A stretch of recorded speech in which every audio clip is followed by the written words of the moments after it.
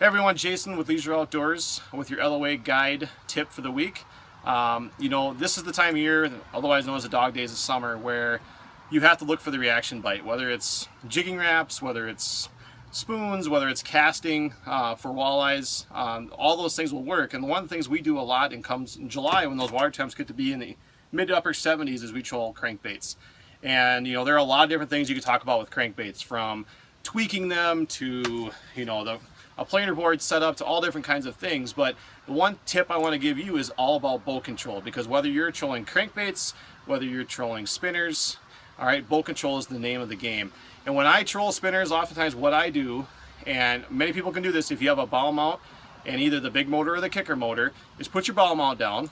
Okay, I use the Motor Guide XI5. I'll put that down. Sometimes I'll even utilize the gateway system and I'll lay a path and I can use that trail and be very precise along a brake line. But one really simple thing is to put your bow mount down, especially if it's not too windy of a day. Utilize your kicker. In my instance, I use a 9.9 kicker right there in the back, and I'm able to use the bow mount to steer. All right, and I could use the kicker to steer, but instead all I use the kicker to do is to propel and give myself more power, so I'm able to dial in my speed that much better without getting those thrust, all right, from time to time. And so what I do is I just I get the kicker in gear, right, which you could also use your big motor. If you have a small enough big motor, you could do that. And I could even do that with this 350 Verado by Mercury. All right, if it's a windy enough day, I may need to use that motor instead to get myself to go through those waves.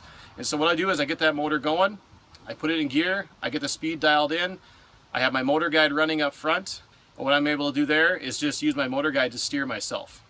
I can make tighter turns, I can make more direct, more angled turns if I want, I can do laziest, whatever it is, but that's going to be crucial when it comes to dialing in that boat control, because oftentimes when you find out, those fish are going to be relating to sand to weed edges, rock to sand, whatever it might be. And so when you find that out on using your Lowrance, for example, you can dial that line in, set your path, utilize your trolling motor to steer and be way more precise, and that's going to help you put more fish in the boat.